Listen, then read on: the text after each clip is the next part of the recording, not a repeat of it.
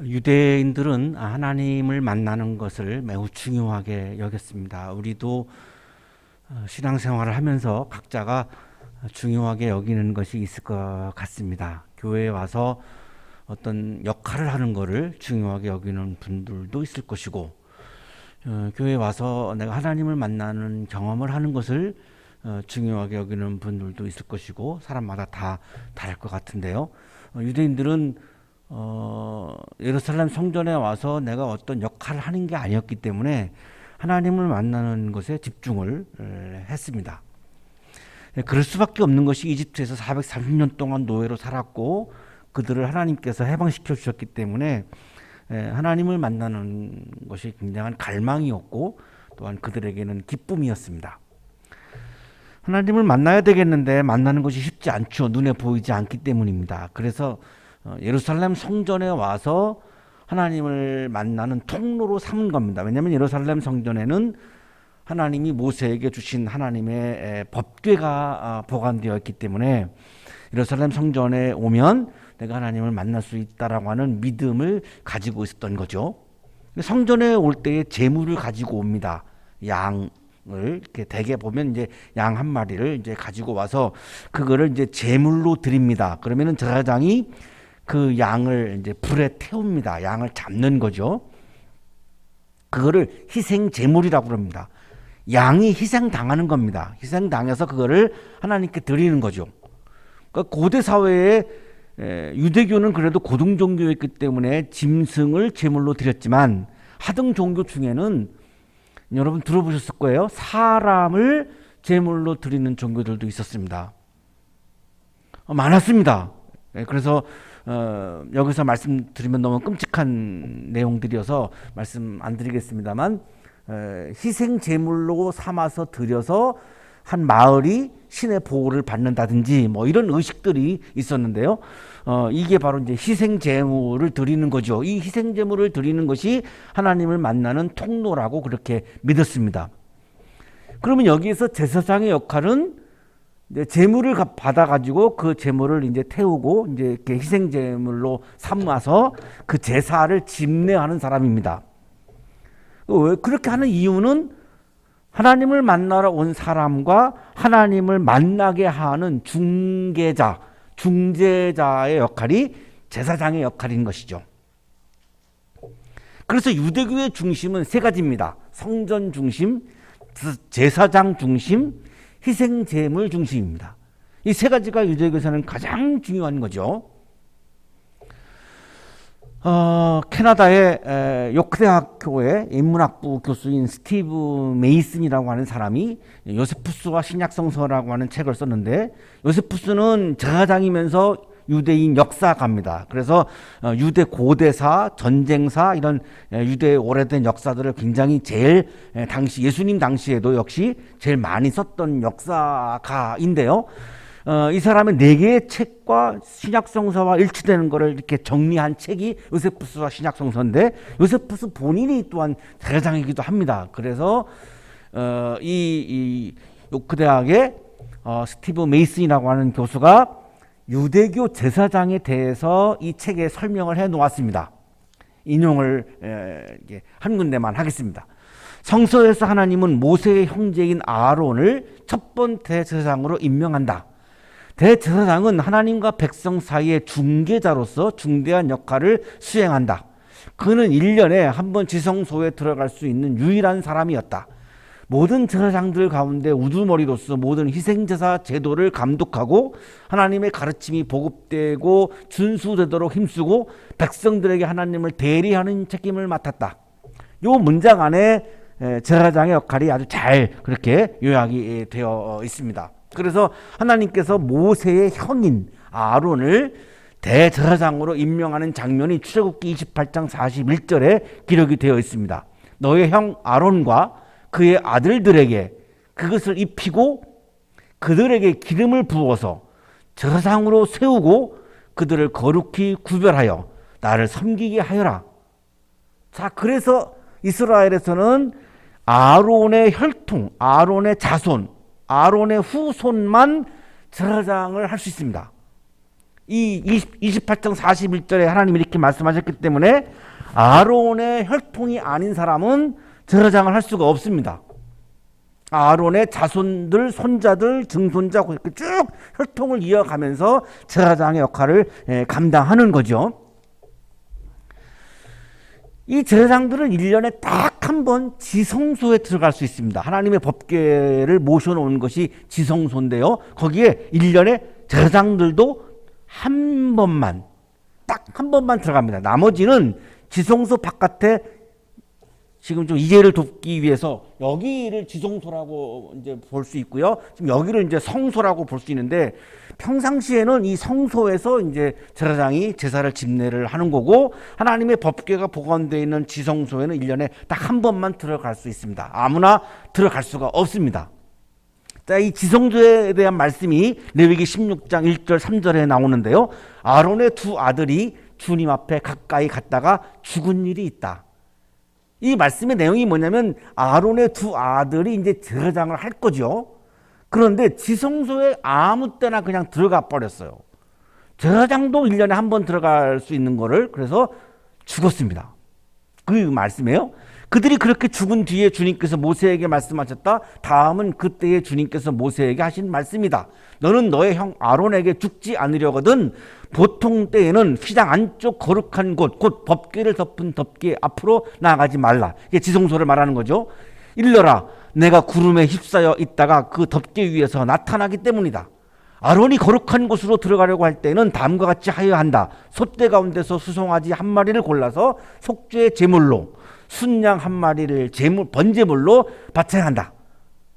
소 한 마리하고 양 한 마리를 희생 제물로 드리면서 지성소에 제사장도 한 번밖에는 1년에 한 번밖에는 못 들어가고 일반인들은 들어갈 수가 없습니다. 일반인이 들어갔다가 죽었던 사례를 지금 우리에게 소개하고 있습니다. 자, 그래서 아론으로부터 유대교 제사장이 시작되어서 이제 예수님 때까지 이렇게 쭉 이제 역사가 흘러가는데요. 구약 성서에서 첫 제사장은 사실은 멜기세덱이라고 하는 사람이 있습니다. 창세기 14장 18절입니다. 그때의 살렘 왕 멜기세덱은 빵과 포도주를 가지고 나왔다. 그는 가장 높으신 하나님의 제사장이다. 아론보다 훨씬 더 이전 시대의 사람입니다. 아브라함 때의 사람이니까요. 고왕국 시대입니다. 모세만 하더라도 중왕국 시대고요.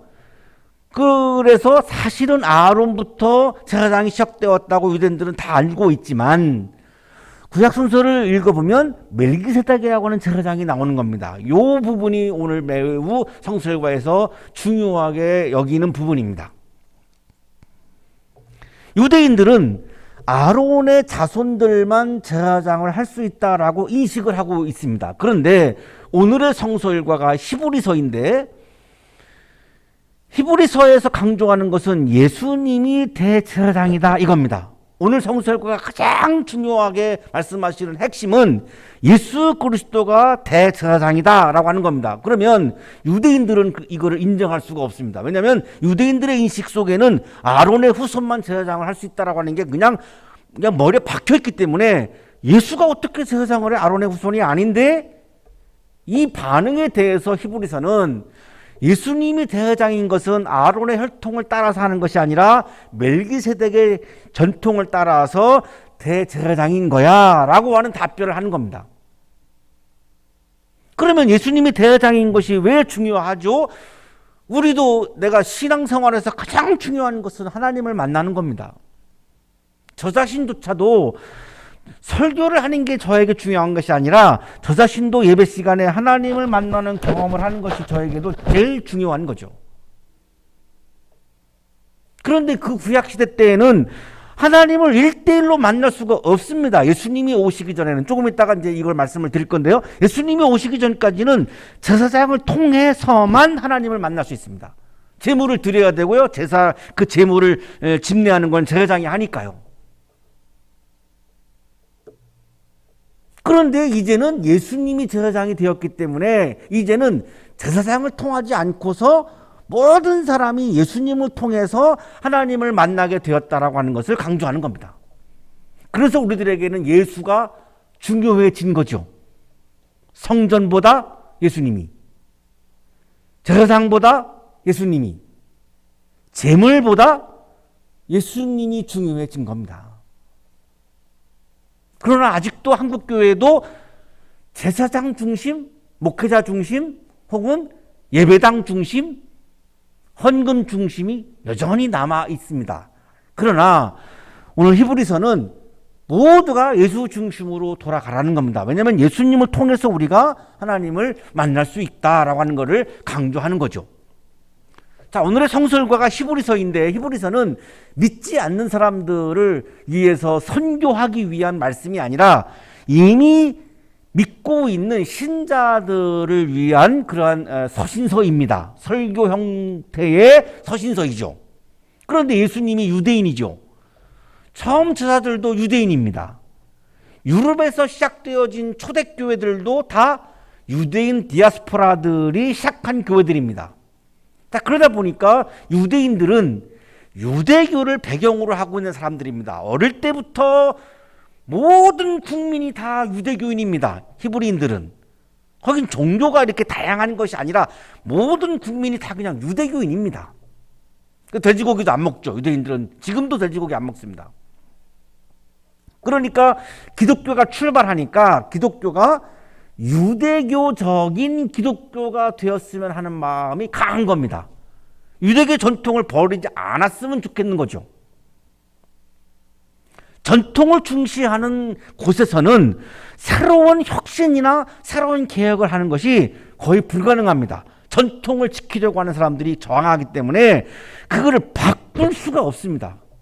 자, 마찬가지죠. 유대인들은 유대교에서 자라나온 사람들인데 율법을 중심으로 할례 문화 속에서 유대교에서 자라난 사람들이 기독교가 유대교 전통 위에 세워지기를 바라는 거죠. 자, 그러나 바울을 비롯한 이방 사도들은 그거를 받아들이지 않습니다. 유대교를 완전히 없앤 상태에서 새로운 기독교가 출발해야지 유대교 토대 위에 있는 기독교는 진정한 기독교가 세워질 수 없다고 본 거죠. 자, 그런데 유대인들은 예수를 어떻게 인식할 거냐라고 하는 문제예요. 유대인들이 가장 존경하는 사람은 제사장입니다. 제사장이 아니고서는 하나님을 만날 길이 없기 때문에 가장 존경하는 게 제사장입니다. 그래서 히브리서는 유대인들이 가장 존경하는 제사장을 가지고 예수님을 해석하는 겁니다. 바로 이 예수님이 진정한 대제사장이야. 여러분들이 그렇게 존경하는 제사장이 있지, 이 예수님이 바로 가장 우리가 존경하는 대제사장이야 라고 하는 메시지를 주고 있는 겁니다. 그렇게 하지 않으면 예수님을 이들이 이해하기가 어려워요. 유대인들에게 가장 익숙한 신분이 제사장이고 가장 최고로 존경하는 대상이 제사장이기 때문에 예수님을 제사장으로 해석을 하고 있는 거죠. 자, 이때 이 히브리서를 쓸 때가 한 80년경입니다. 서기 80년경인데 이때는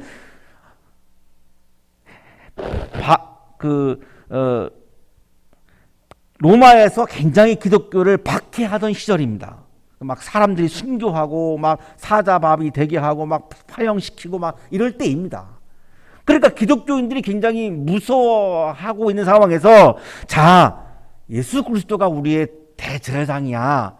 예수님이 우리를 하나님을 만날 수 있도록 안내해 주셔. 그러니까 힘을 내, 용기를 내. 하나님을 만나면 우리에게 힘이 생기잖아. 하나님을 만나면 내가 죄를 속죄받잖아. 그래서 우리는 하나님 나라의 기쁨을 누리며 살 수 있어. 이런 격려를 하기 위해서 이 박해 시대에 지금 히브리서를 기록을 한 거죠.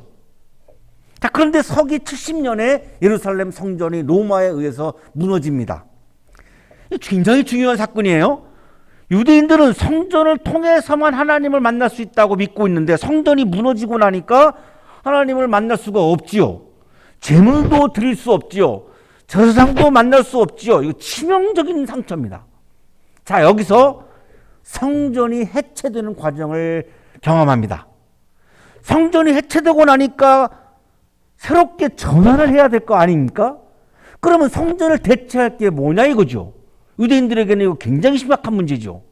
이때 히브리서가 말씀을 하는 거죠. 성전을 대체하는 게 바로 예수 그리스도야. 제사장을 대체하는 게 바로 예수 그리스도야. 제물을 대체하는 게 바로 예수 그리스도야. 지상에 존재했던 예루살렘 성전은 그거는 해체될 수밖에 없어. 왜? 땅에 속한 것이니까. 그래서 해체된 거야. 무너진 거야. 없어진 거야.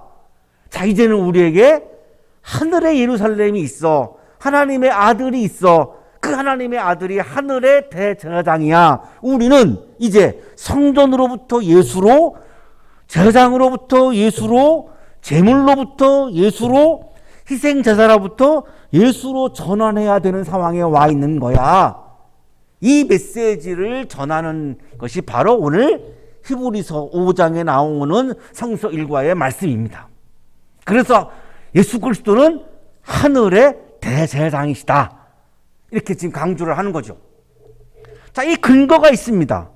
예수님이 스스로 성전이 되시는 장면이 나옵니다. 요한복음 2장 21절입니다. 그러나 예수께서 성전이라고 하신 것은, 예수님이 자기 자신을 성전이라고 말씀하신 거예요. 자기 몸을 두고 하신 말씀이었다. 예수님이 자기 자신을 성전이라고 말씀하셨으니까 예루살렘 성전은 무너졌지만 예수라고 하는 성전이 나타난 거죠. 예수께서 본인이 희생제물이 되십니다. 히브리서 9장 28절입니다. 이와 같이 그리스도께서도 많은 사람의 죄를 짊어지시려고 단 한 번 자기 몸을 제물로 바치셨고, 본인이 제물이 되신 거죠. 두 번째로는 죄와는 상관없이 자기를 기다리고 있는 사람들에게 나타나셔서 구원하실 것입니다. 본인이 제물이 되셨기 때문에 우리는 양이나 소를 희생제물로 준비하지 않아도 된 거죠. 왜? 예수님이 스스로 제물이 되셨으니까요.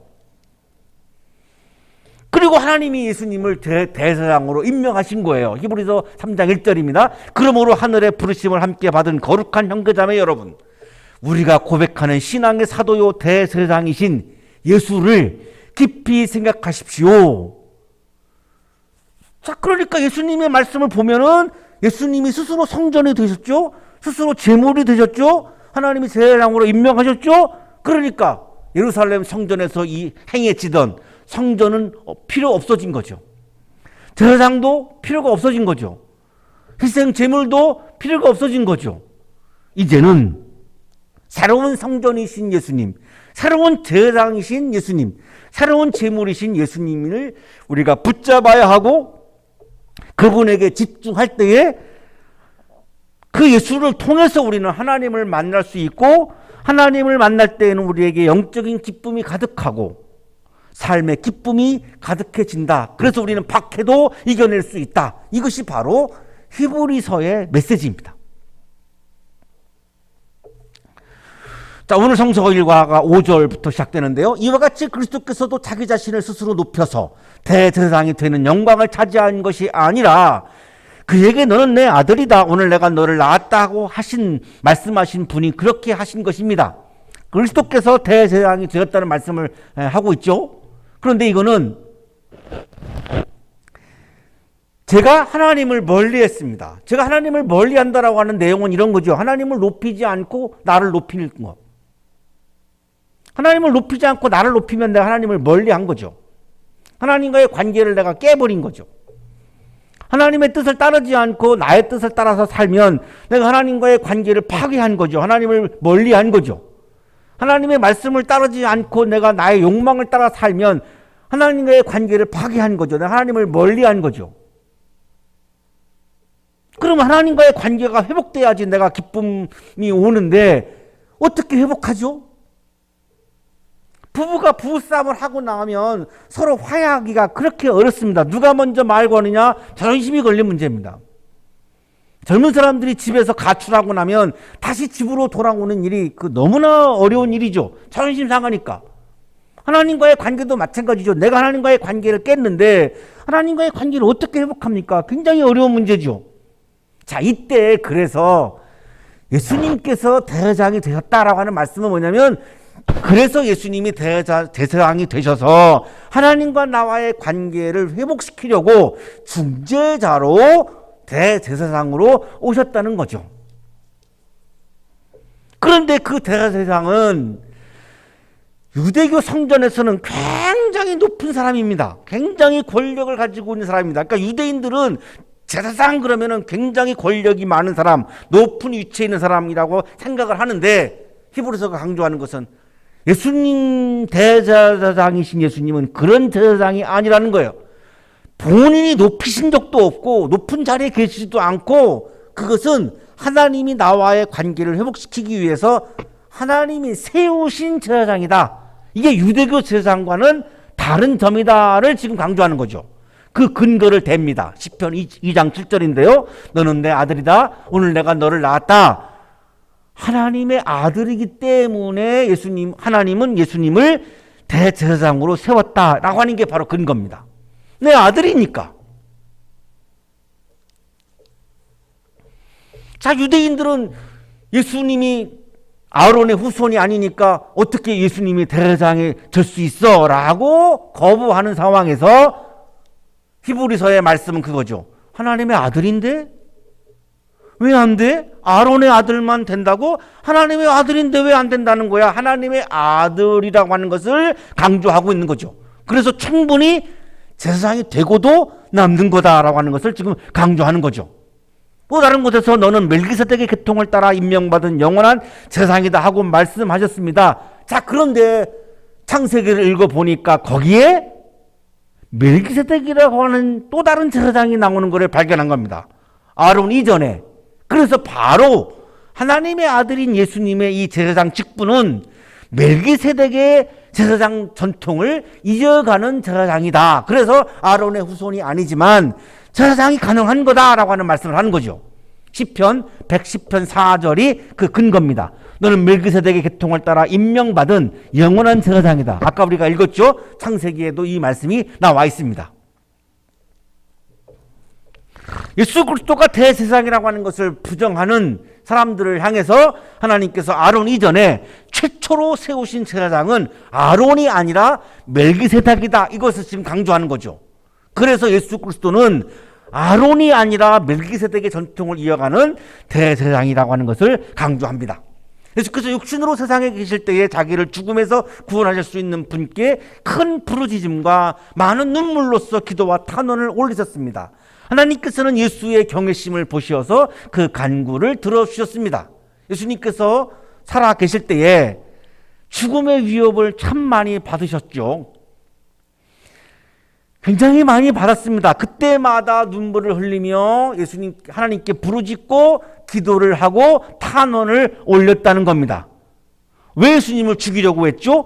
예수님이 이 세상은 하나님의 나라라고 주장하니까 나의 나라를 세우려고 하는 사람들은 예수님을 죽이려고 했습니다.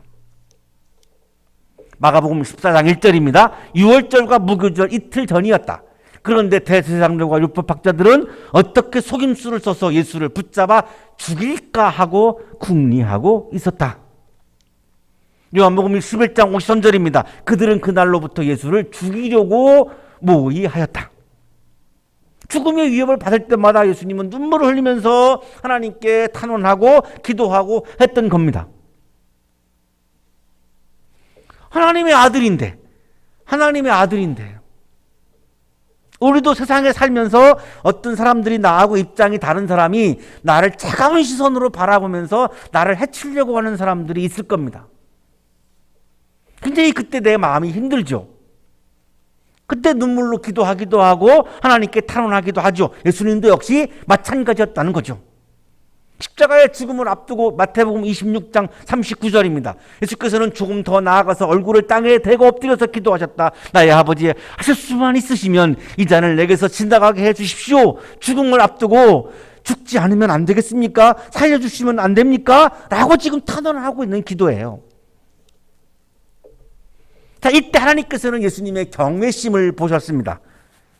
경외심이란 예수님이 자신을 높이지 않고 하나님을 높이는 것을 본 거죠. 그거를 보고 하나님께서 예수님의 간구를 들어 주십니다.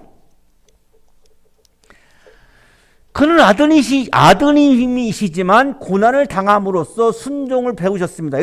예수님은 하나님의 아들이죠. 그런데 고난을 당했어요. 왜 당했습니까? 하나님의 뜻 앞에 순종했기 때문입니다. 마태복음 16장 21절입니다. 그때부터 예수께서는 자기가 반드시 예루살렘에 올라가야 하며 장로들과 대제사장들과 율법학자들에게 많은 고난을 받고 죽임을 당해야 하며 사흘째 되는 날에 살아나야 한다는 것을 제자들에게 밝히기 시작하셨다. 십자가에 죽고 부활을 하는 것은 하나님이 정하신 하나님의 뜻입니다. 이거를 받아들이고 싶지 않아서 이 잔이 내게서 지나가게 하옵소서라고 기도하신 거죠. 그런데 이 하나님의 뜻을 받아들이고 이 고난의 길을 걸어가는 것을 순종합니다. 그 순종하는 기도가 내 뜻대로 마옵시고 아버지의 원대로 하옵소서라고 기도한 겁니다. 자, 여기에서 예수님은 하나님과 사람들과의 관계 회복을 위해서 내가 제사장이 되어야 하는구나, 희생 제물이 되어야 하는구나, 내가 성전이 되어야 하는구나, 이거를 깨달으시고 하나님의 뜻을 받아들였다라고 하는 거죠. 자, 그러면 예수님은 유대교 제사장들처럼 많은 권력을 가지고 있는 제사장이 아니라 고난을 당하심으로 하나님과 사람의 관계를 회복시키는 고난받는 제사장이었던 겁니다. 이 점이 유대인들이 알고 있는 유대교 제사장과는 다른 모습의 제사장인 거죠. 이거를 지금 히브리서는 박해받는 사람들에게 강조하고 있는 거예요. 예수님도 고난받았다. 그래서 여러분, 박해받고 있는 여러분의 고난을 너무나 잘 알고 있고, 제사장이신 예수님께서 여러분을 하나님께로 안내하고 여러분을 하나님을 만나게 하실 것이다. 그리고 완전하게 되신 뒤에 자기에게 순종하는 모든 사람에게 영원한 구원의 근원이 되시고, 예수님께서 완전하게 되신 뒤에 자기에게 순종하는 모든 사람에게 영원한 구원의 근원이 되셨는데요. 여기 완전하게 되시는 헬라어 성서의 텔레이오테이스인데요. 성취하다, 목표에 도달하다, 이런 뜻입니다. 뭘 성취했죠? 예수님께서 고난을 당하는 것에 순종하는 것을 성취했죠. 고난받는 것을 순종하셨죠? 이거를 성취했죠? 그러니까 또 뭘 성취했습니까? 제사장으로서 하나님과 인간의 관계를 회복시키는 대제사장으로서의 임무를 완성했죠. 여기 지금 완전하게 되신 뒤에라고 하는 말씀의 의미는 예수님이 고난받는 것을 순종한 것을 완성했다라고 하는 의미고, 고난받는 것을 순종하고 나니까 하나님과 사람들 사이의 관계를 회복시키는 제사장으로서의 역할을 완성할 수 있었다라고 하는 그런 의미입니다. 하나님에게서 멜기세덱의 계통을 따라 대제사장으로 임명을 받으셨습니다. 예수님께서 하나님에게서 멜기세덱의 계통을 따라 대제사장으로 임명을 받으셨습니다. 예수 그리스도는 하나님과 나의 관계를 회복시키는 중재자이시고 대제사장이신 것이죠. 우리가 살다가 보면 나의 욕망 때문에 하나님과 멀어질 수 있습니다. 오늘도 하나님과 멀어져 있는 상태이기도 하죠. 하나님의 뜻보다는 내 뜻이 더 중요하고, 하나님의 말씀보다는 내 욕망이 더 중요하고, 하나님의 가르침보다는 내 이념이 더 중요하고, 그래서 나는 나도 모르는 사이에 하나님과 멀어집니다. 하나님과 멀어지고 나면 하나님이 말씀하시는 길이 아니라 내 욕망의 길을 걸어가면서 우리는 좌절하기도 하고 절망을 하기도 하고 실패하기도 하고 실수하기도 하고 잘못된 길을 걸어가기도 합니다. 사순절입니다. 사순절은 회개를 통해서 내가 가던 길을 돌이키는 절기입니다. 하나님과 멀어지는 길을 걸어갔던 길을 돌이켜서 다시 하나님을 향해서 내 발걸음을 옮겨야 하는데, 그것을 인도해 주시는 분이 대제사장이신 예수 그리스도입니다. 하나님과의 관계가 회복되는 것은 바로 그 예수를 붙잡고 예수의 소리를 따라서 내가 한 발자국 한 발자국 걸어갈 때에 나는 다시금 하나님과의 관계를 회복하고 하나님을 향하는 길을, 기쁨의 길을, 영적인 길을 걸어갈 수 있습니다. 사순절에 바로 하나님을 향하는 길로 전환되어지는, 예수를 다시 한번 붙잡는 그러한 절기가 되시기를 주님의 이름으로 축복합니다. 거룩하신 주님, 하나님을 멀리한 삶을 주님 앞에 고백합니다. 하나님의 말씀보다 나의 생각을 더 중요하게 여기고 하나님의 뜻보다 나의 욕망을 더 중요하게 여기고 하나님의 나라보다 나의 나라를 더 중요하게 여기며 살아가고 있음을 주님 앞에 고백합니다.